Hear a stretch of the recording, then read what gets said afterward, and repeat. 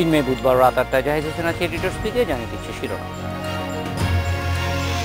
জঙ্গিবাদের কারণে বদনাম হচ্ছে ইসলামের, সচেতনতা বাড়াতে প্রধানমন্ত্রীর আহ্বান।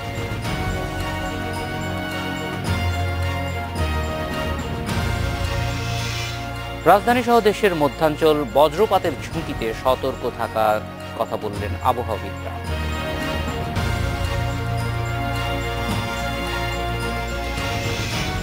প্রাকৃতিক দুর্যোগের পর ছত্রাকের আক্রমণ, বোরো ধানের ফলন কম হওয়ার আশঙ্কা।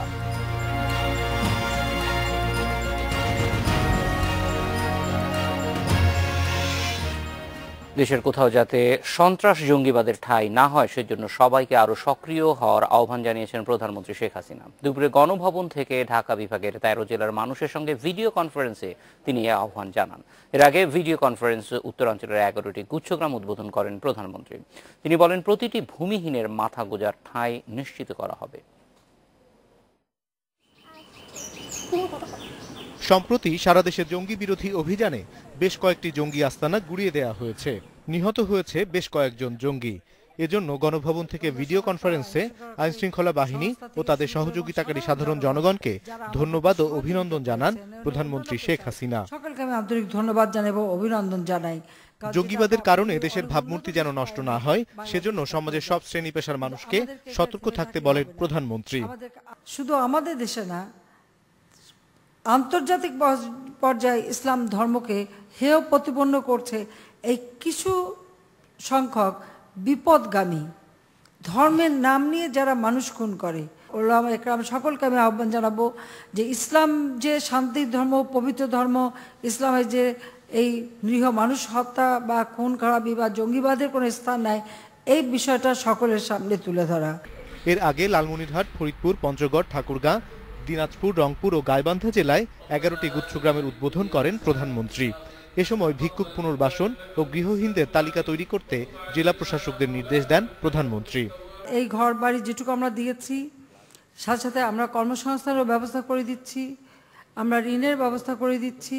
নিজের পায়ে দাঁড়াবেন, নিজে খেটে খেয়ে নিজের পায়ে দাঁড়াতে হবে, সেই মানসিকতা নিয়ে সকলে কাজ করবেন।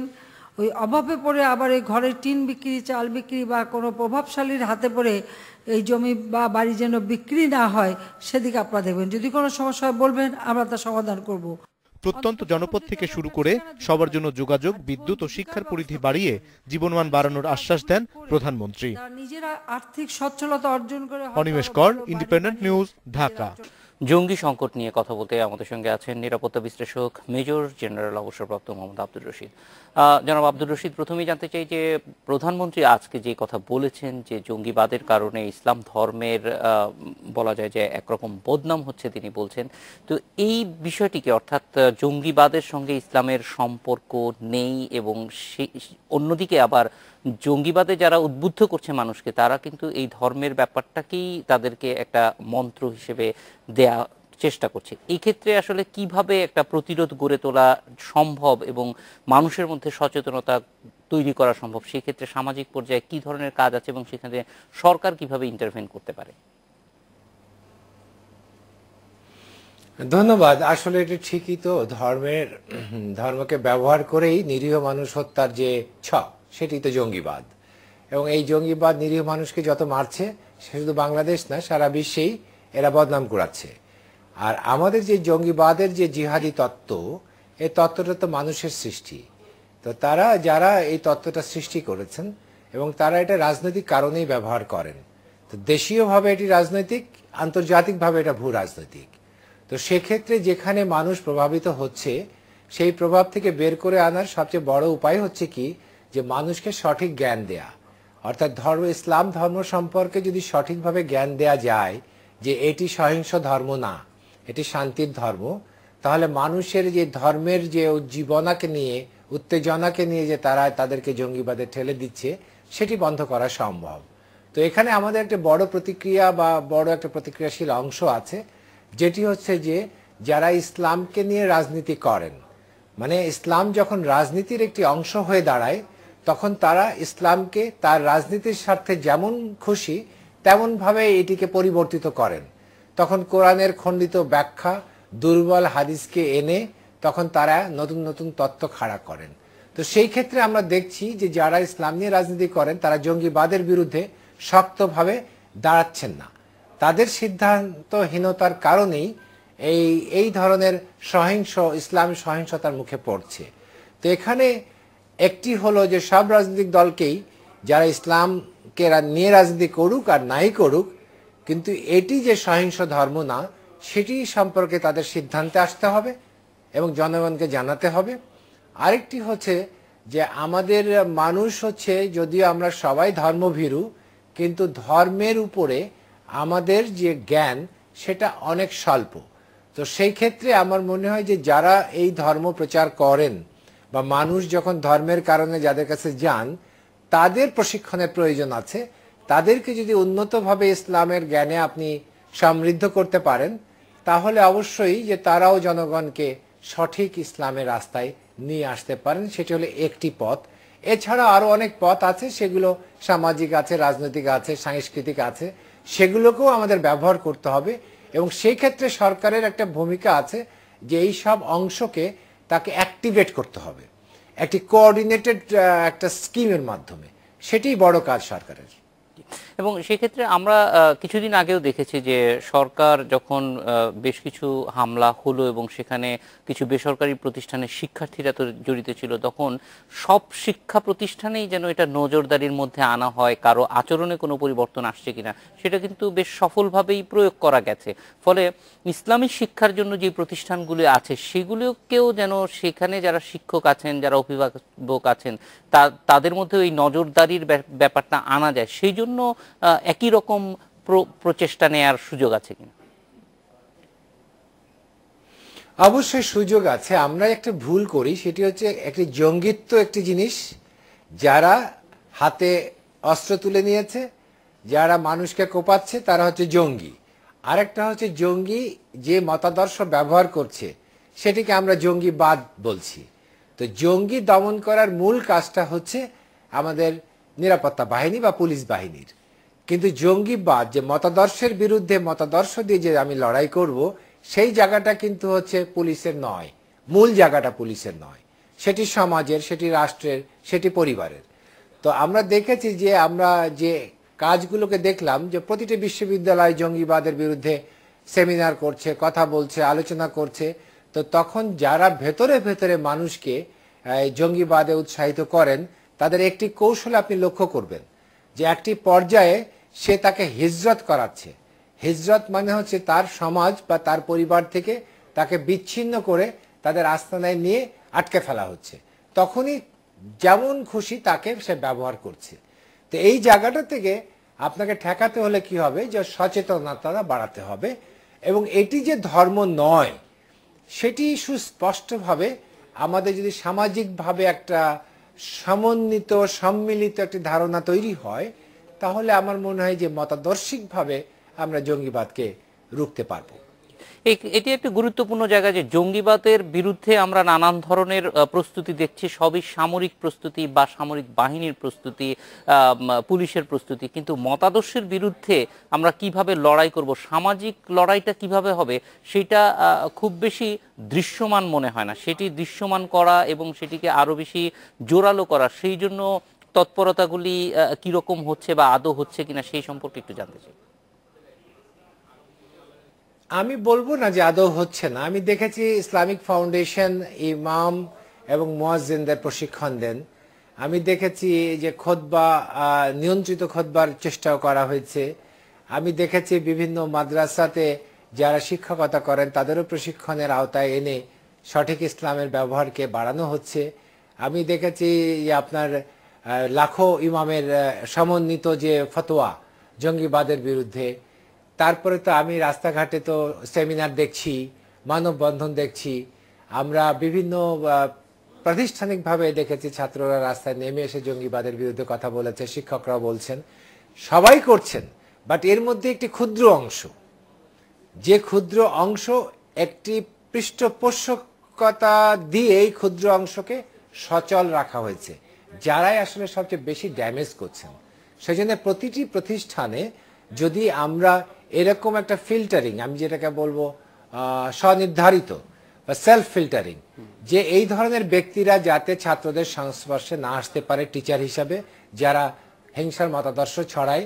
তো সেই সব জায়গাতে আমাদের বিভিন্ন প্রতিষ্ঠানে বা মসজিদে এই হিংসার মতাদর্শ যাতে না ছড়াতে পারে, এখানে একটি সামাজিক দায়বদ্ধতা যদি আমরা তৈরি করতে পারি, সবকিছু তো সরকারের উপরে নির্ভর করলেও বোধহয় আমরা সার্থকতা পাবো না, কিন্তু এখানে সরকারের একটা দায় আছে এগুলোকে সমন্বয় করা।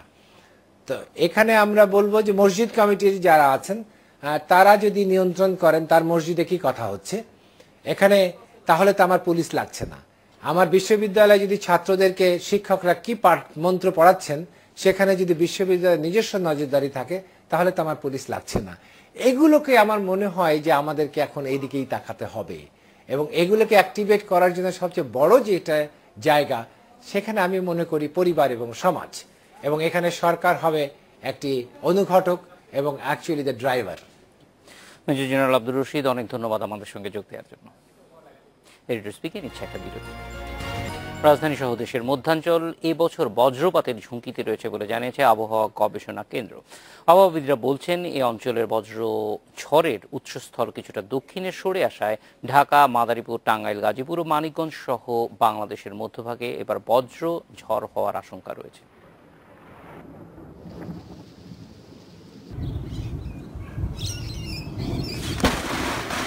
দেশে বজ্রপাতের সংখ্যা দিন দিন বাড়ছে। আবহাওয়ার ধরন অনুযায়ী মে ও জুন মাসে সবচেয়ে বেশি বজ্রপাত হয়। গেল বছর একদিনে শুধু মাদারীপুরেই বজ্রপাতে মারা গেছে ১৯ জন। 4 দশকের আবহাওয়া বিশ্লেষণ শেষে আবহাওয়াবিদরা বলছেন দেশে ২০১৫ সালে সবচেয়ে বেশি বজ্রপাত হয়েছে। অন্যদিকে বেশি ক্ষয়ক্ষতি হয়েছে ২০১৬ সালে। গবেষণার তথ্য বলছে আগে দক্ষিণ পশ্চিমাঞ্চলে সবচেয়ে কম বজ্রপাত হতো, তবে ধীরে ধীরে ওই অঞ্চলেও এর সংখ্যা বাড়ছে। আবহাওয়ার রেকর্ড অনুযায়ী দেশের উত্তর পূর্বাঞ্চলে বজ্রপাতের ঝুঁকি ছিল সবচেয়ে বেশি। সেখানে বছরে সর্বোচ্চ ১৪৬ দিন বজ্রপাতের রেকর্ড রয়েছে। কিন্তু এখন ওই অঞ্চলে বজ্রপাতের সংখ্যা কমছে, ঝুঁকি বাড়ছে দেশের মধ্যভাগে। আগে বজ্রপাতের যে উৎপত্তি স্থল ছিল, সেই উৎপত্তি স্থল ছিল আপনার ছোটনাগপুর, ভারতের ছোটনাগপুর, রাজশাহীর পশ্চিমাঞ্চল, ওই অঞ্চলে। কিন্তু রিসেন্ট টাইমে কিছুটা নর্থ সাউথে এসেও ওই বজ্রপাতের উৎপত্তি দেখাচ্ছে, এবং সেগুলি আস্তে আস্তে কিন্তু বাংলাদেশের সেন্ট্রাল পার্ট হয়ে কিন্তু দক্ষিণ পূর্ব দিকে কিন্তু অগ্রসর হচ্ছে। এদিকে জলবায়ু গবেষকরা বলছেন পৃথিবীর গড় তাপমাত্রা 1 ডিগ্রি বাড়লে 12% বজ্রপাত বেশি হবে। এরই মধ্যে দেশের গড় তাপমাত্রা 1 ডিগ্রি বেড়েছে। গবেষকদের আশঙ্কা 2050 সালের মধ্যে গড় তাপমাত্রা 4 ডিগ্রি পর্যন্ত বাড়তে পারে। এতে বজ্রপাতের ঝুঁকিও সমান হারে বাড়বে। আমাদের ভয় হচ্ছে যে এই অবস্থা চলতে থাকলে 30-40 বছরে পৃথিবীর তাপমাত্রা 4 ডিগ্রি বেড়ে যাবে। 4 ডিগ্রি বেড়ে যাওয়া মানে হচ্ছে 50% বেশি হওয়া। বজ্রপাতের সবশেষ হিসাব বলছে বছরে পৃথিবীতে 2 কোটি বার বজ্রপাত হয়। 2050 সাল নাগাদ এ সংখ্যা আরও 1 কোটি বাড়বে। অবশ্য বজ্রপাতের ক্ষয়ক্ষতি কমাতে সরকার এরই মধ্যে 1 কোটি তালগাছ রোপণের কর্মসূচি হাতে নিয়েছে। শিমুল বাশার, ইন্ডিপেন্ডেন্ট নিউজ, ঢাকা। বজ্রপাতের ঝুঁকি নিয়ে কথা বলতে আমাদের সঙ্গে আছেন আবহাওয়াবিদ শামীম হাসান ভূঁইয়া। জনাব শামীম হাসান, জানতে চাই যে বজ্রপাতের এই যে ঝুঁকিটা যেটা আমরা দেখছিলাম যে সিলেট অঞ্চল থেকে এখন মধ্যাঞ্চলের দিকে এসেছে, এই পরিবর্তনটি কি কারণে হয়ে থাকতে পারে? বৈশ্বিক উষ্ণতা বৃদ্ধির কারণে আমাদের যে টেম্পারেচার গ্রেডিয়েন্ট বা আপনার যেটাকে আমরা টেম্পারেচার কন্ট্রাস্ট বলে থাকি, এটার কিছুটা অবস্থানগত পরিবর্তনের কারণে আস্তে আস্তে এটার ব্যাপ্তি আমাদের মধ্যাঞ্চল, এমনকি যে সকল অঞ্চলে বজ্রপাত আগে অনেক কম হতো, যেমন আমাদের দক্ষিণ পশ্চিমাঞ্চল বা দক্ষিণাঞ্চল, সে সকল অঞ্চলেও আস্তে আস্তে বিস্তার লাভ করছে। এছাড়া আমরা আরেকটা জিনিস দেখতে পাচ্ছি যে আমাদের লং একটা ড্রাই স্পেল যাচ্ছে, তারপরে আমরা হঠাৎ করে একটা ওয়েট স্পেল পাচ্ছি। তো আমরা দেখেছি যে অনেক লম্বা সময় যদি ড্রাই স্পেল থাকে, এরপরে যদি একটা ওয়েট স্পেল আসে, তাহলে এই বজ্রপাতের তীব্রতা বৃদ্ধি পায়।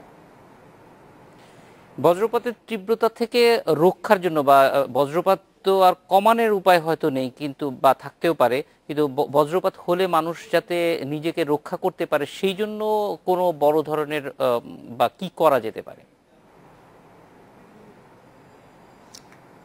বজ্রপাত থেকে জনগণকে জানমালের রক্ষার জন্য সবচেয়ে বেশি দরকার হচ্ছে জনসচেতনতা।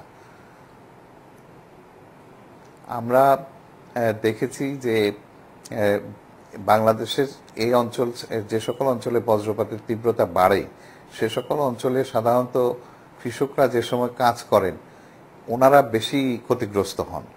কাজেই এই তৃণমূল পর্যায়ের মানুষকে কিভাবে বজ্রপাতের হাত থেকে রক্ষা পেতে পারেন এই ধরনের প্রশিক্ষণ বা এ ধরনের বার্তা আমাদের পৌঁছে দেওয়া অত্যন্ত প্রয়োজন। বিশেষ করে উঁচু গাছের নিচে না দাঁড়ানো, বজ্রপাতের সময় যাতে আমরা বৈদ্যুতিক যন্ত্রপাতি বিচ্ছিন্ন করে রাখি, আমাদের বাড়ি ঘর যাতে বজ্রপাত নিরোধক দণ্ড যেটাকে আমরা লাইটনিং অ্যারেস্টার বলি এগুলো ব্যবহার করা উচিত। এবং এছাড়া আমরা উঁচু স্থানে না থেকে অপেক্ষাকৃত নিচু জায়গায় দাঁড়াবো, এই সকল ব্যবস্থা আমাদের জানা থাকা উচিত। এছাড়া বাংলাদেশ আবহাওয়া অধিদপ্তর আমরা বজ্রপাতের জন্য আমরা লাইটনিং ডিটেকশন সিস্টেম আমরা একটা প্রকল্পের মাধ্যমে স্থাপন করতে যাচ্ছি। এর সাথে আমাদের যে ডপলার রাডার রয়েছে এই ডপলার রাডারকে সিনক্রোনাইজ করে আমরা কিছুটা আর্লি ওয়ার্নিং বা পূর্বাভাস ব্যবস্থা আমরা দিতে পারবো ইনশাআল্লাহ আগামী কিছুদিনের মধ্যেই, যেগুলো ইনস্টলেশনের কাজ চলছে। জনাব শামীম, আমরা দেখছি যে সরকার বেশ কিছু তাল গাছ লাগানোর একটা পরিকল্পনা নিয়েছে। বড় উঁচু গাছ কি ধরনের নিরাপত্তা দিতে পারে বজ্রপাতের ক্ষেত্রে? এই তাল গাছ লাগানোর এই ব্যবস্থাটা অত্যন্ত গুরুত্বপূর্ণ, কারণ এই বজ্রপাত সবচেয়ে উঁচু যে জায়গা, উঁচু যে বস্তু থাকে তার ভেতর দিয়ে কিন্তু মাটিতে নিউট্রালাইজ হয় বা প্রশমন হয়। কাজেই তাল গাছগুলো আমাদের অপেক্ষাকৃত উঁচু এবং এই তাল গাছের মাধ্যমে আমাদের একটা নির্দিষ্ট এলাকা সুরক্ষিত থাকবে বলে আমি মনে করি। জনাব শামীম, অনেক ধন্যবাদ আমাদের সঙ্গে যোগ দেওয়ার জন্য। এডিটর স্পিকিং একটা বিরতি। প্রাকৃতিক দুর্যোগের পাশাপাশি ছত্রাকের কারণে এবছর বোরো ধানের ফলন কম হওয়ার আশঙ্কা করছেন চাষিরা। তবে কৃষি বিভাগ বলছে নেক ব্লাস্ট রোগের কয়েক জেলার ধানের কিছুটা ক্ষতি হলেও গড় উৎপাদন তেমন প্রভাব পড়বে না।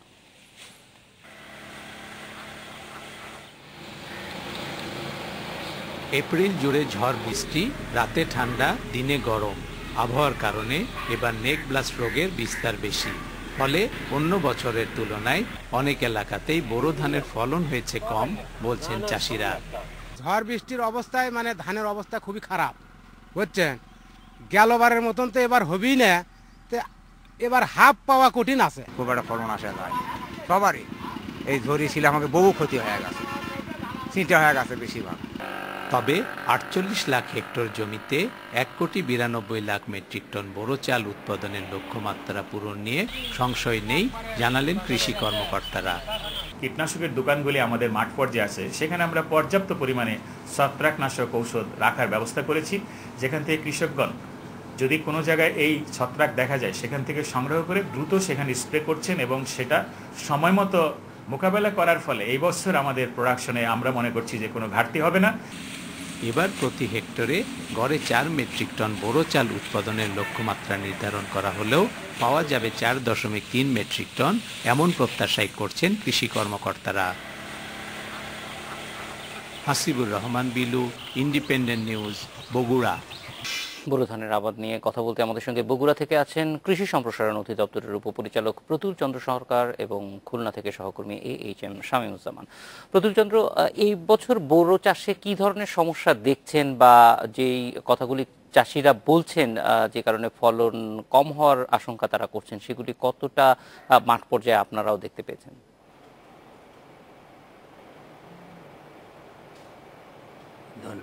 আপনাকে ধন্যবাদ। আপনারা জানেন যে বগুড়াতে আমরা 1,90,650 হেক্টর জমিতে এবার আমার বোরো আবাদ হয়েছে এবং যেটা আমরা টার্গেটের চেয়ে 500 হেক্টর বেশি করতে পেরেছি। এবছর আমরা জিনিসটা খেয়াল করলাম যে মার্চের পরেও যখন এপ্রিল মাস আসলো তখন কিন্তু আমাদের রাতের যে তাপমাত্রা অপেক্ষাকৃত অন্যান্য বছরের তুলনায় বেশ কম ছিল, কোনো কোনো ক্ষেত্রে 20, 21 এবং 22 ডিগ্রি সেন্টিগ্রেডের মধ্যে ওঠানামা করেছে এবং দিনের তাপমাত্রা অনেকটা বৃদ্ধিপ্রাপ্ত হয়েছে। এই যে আবহাওয়ার তারতম্যের কারণে কোনো কোনো ক্ষেত্রে কিন্তু স্পটে স্পটে আমাদের সামান্য পরিমাণ ব্লাস্ট রোগটা দেখা দিয়েছিল। তা আমরা সময় মতো এটাকে ব্যবস্থা নিয়েছি এবং এটা আমাদের অত্যন্ত কম পরিমাণ জমিতে এটা দেখা দিয়েছিল বলে আমরা এটাকে সময় মতো দমন করতে পেরেছি। এখন আমরা চাষিদের কাছে যাচ্ছি এবং আমরা ইতিমধ্যেই ধান কাটা শুরু করেছি এবং চাষিরাও এই ব্লাস্ট রোগের জন্যে আমরা আমাদের যে ডিলার এবং আমাদের যে সাব অ্যাসিস্ট্যান্ট এগ্রিকালচার অফিসার আছে, উপজেলা লেভেলে কৃষি অফিসার আছে, তাদেরকে আমরা বলে দিয়েছিলাম যে পর্যাপ্ত পরিমাণে ছত্রাকনাশক তারা যেন বিভিন্ন কীটনাশকের দোকানগুলোতে রাখে, সে মতে ব্যবস্থা নেওয়া হয়েছিল বলে এখন সেটা সম্পূর্ণভাবে আমাদের মুক্ত আছে এবং আমরা এখন সুন্দরভাবে ফসলটা কেটে চাষিদের ঘরে নিতে পারছি। আপনারা জানেন যে বগুড়াতে ইতিমধ্যে প্রায় 16% জমিতে আমার কাটা শেষ হয়েছে এবং আমরা এখন 3.8 মেট্রিক টন হারে চালের উৎপাদন পাচ্ছি, যেটা আমরা আশা করছি যখন বৃধান 29 কাটা শুরু হবে তখন এটা 4.1 বা 4.2 গিয়ে দাঁড়াবে, যেটা আমাদের জাতীয় গড়ের চেয়েও একটু বেশি। এবছর আপনারা যেটা ধারণা করেছিলেন যে রোগবালাই ফলে আমাদের যে ক্ষতি হওয়ার সম্ভাবনা আছে, আমরা বগুড়াতে সেটা লক্ষ্য করিনি। আমাদের সদা সর্বদা সতর্ক থাকার পরিপ্রেক্ষিতে প্রত্যেকটা এলাকাতে, প্রত্যেকটা উপজেলায়, আমার 12টা উপজেলায় সবাই সচেতন থাকার ফলে এই ধরনের কোনো রোগবালাই হওয়ার সুযোগই ছিল না, হয়নি এবং আমরা যথাসময়ে এটাকে ব্যবস্থা নিয়েছি। কোনো কোনো ক্ষেত্রে আলুর ক্ষেতে আমরা লক্ষ্য করেছি যে যেখানে আলু ছিল সেখানে অপেক্ষাকৃত ইউরিয়া সার একটু বর্ধিত হারে ব্যবহার করার ফলে বিএলবির একটা প্রাদুর্ভাব ওখানে দেখা যাচ্ছিল, কিন্তু আমাদের সময় মতো সেখানে বিঘা প্রতি 5 কেজি হারে আমরা মিউরেট অফ পটাশ দেওয়ার ফলে সেটা আমরা ওভারকাম করতে পেরেছি বলে আমাদের মনে হয়। আপনাকে সার্বিকভাবে বলতে পারি, আপনি সঙ্গে থাকুন, আমরা একটু খুলনায় যাব শামীমের কাছে। শামীমুজ্জামান, খুলনার কৃষকরা এই ধরনের কোনো অভিযোগ করছেন কিনা, তাদের ফলন কেমন হবে বলে জানিয়েছে আপনাকে?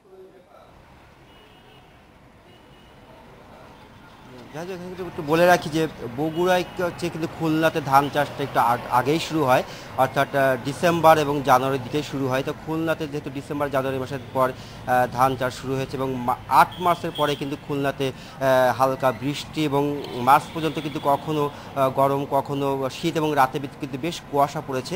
তো আমি কথা বলেছিলাম খুলনা কৃষি বিভাগের সাথে এবং খুলনা বিশ্ববিদ্যালয়ের বিশেষজ্ঞদের সাথে। তারা যেটা বলছেন যে আবহাওয়ার যে তারতম্যের কারণেই কিন্তু এবার খুলনা অঞ্চলের, অর্থাৎ খুলনা দক্ষিণ অঞ্চলের যে 10টি জেলা আছে, এই 10টি জেলাতে কিন্তু বেশ কিছু এলাকায় ব্লাস্ট রোগের আক্রান্ত হয়েছে এবং কৃষি বিভাগ যেটা বলছে খুলনা বিভাগে কিন্তু 2,20,000 হেক্টর জমিতে এবছর ধান চাষ হয়েছে এবং এর মধ্যে কিন্তু 1,000 হেক্টর জমিতে আসলে ব্লাস্ট রোগের আক্রান্ত হয় বলে তারা আমাদেরকে জানিয়েছেন। তবে যেহেতু ব্লাস্ট রোগে আক্রান্ত হওয়ার সাথে সাথে কিন্তু কৃষি বিভাগ ব্যবস্থা নিয়েছে এবং এই ব্যবস্থা নেওয়ার কারণেই কিন্তু আসলে খুলনা অঞ্চলে খুব একটা বেশি ক্ষতি হয়নি। আবার যেহেতু ক্ষতি হয়নি, তবে কৃষি বিভাগ যেটা বলছেন যেহেতু ক্ষতি হয়নি, তবে আগামীতে যাতে টোটাল ব্লাস্ট রোগে যাতে কোনো আক্রান্ত না হয় সেজন্য কিন্তু এখন থেকেই কৃষি বিভাগ আসলে সচেতনতামূলক ব্যবস্থা নিয়েছে। তারা যেটাকে বলছেন যে কৃষকদের বিভিন্ন বিষয়ে উদ্বুদ্ধ করছেন এবং ব্লাস্ট রোগ হলে আসলে কি করা উচিত সে বিষয়ে কিন্তু তাদেরকে পদক্ষেপ নিতে বলেছেন। কৃষি বিভাগ কিন্তু আরেকটা কথা বলেছেন যে দক্ষিণ অঞ্চলে কিন্তু ধানের সাথে মাছও চাষ হয়, অর্থাৎ যেখানে মাছ চাষ হয়, যে জমিতে মাছ চাষ হয় সেই জমিতে কিন্তু আসলে ধানও চাষ হয় এবং ধান এবং মাছ চাষ একসাথে চাষ করার কারণেই কিন্তু আসলে এই ব্লাস্ট রোগের দেখা দিয়েছে বলে কিন্তু আসলে তারা মনে করছেন। তবে তারা এর সাথে এও আশাবাদী যে যদি এখন থেকে ব্যবস্থা নেওয়া হয় হয়তো আগামীতে ব্লাস্ট রোগের, আমরাও আশাবাদী যে এই ব্যবস্থাগুলি যদি নেওয়া হয়, সময় মতো যদি চিহ্নিত করা যায়, তাহলে অবশ্যই ব্লাস্ট রোগ থেকে মুক্তি পাওয়া যাবে। আপনারা দুজনে আমাদের সঙ্গে থাকুন, আমরা একটা বিরতির পর ফিরে আসছি। বোরো ধানের ফলন নিয়ে কথা বলতে বগুড়া থেকে আছেন কৃষি সম্প্রসারণ অধিদপ্তরের উপপরিচালক প্রতুল চন্দ্র সরকার এবং খুলনা থেকে সহকর্মী AHM শামীমুজ্জামান। প্রতুল চন্দ্র, আপনি যেটা বলছিলেন যে কৃষকদেরকে ইতিমধ্যে উদ্বুদ্ধ করা হয়েছে যেন তারা এই ধরনের আক্রমণ রোধ করতে পারে, ভবিষ্যতে যাতে এই আক্রমণ আসলে তারা দ্রুত ব্যবস্থা নিতে পারে বা আগের থেকেই প্রস্তুতি নিতে পারে, সেই ধরনের কোনো মানে তাদেরকে অনুপ্রাণিত করা হচ্ছে কিনা বা প্রশিক্ষণ দেওয়া হচ্ছে কিনা?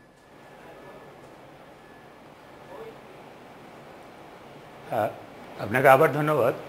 আমরা বগুড়া থেকে আমরা জানি যে আগামী বছর হয়তো এই ধরনের আবহাওয়ার তারতম্যের জন্য এই ধরনের ঘটনা ঘটতে পারে।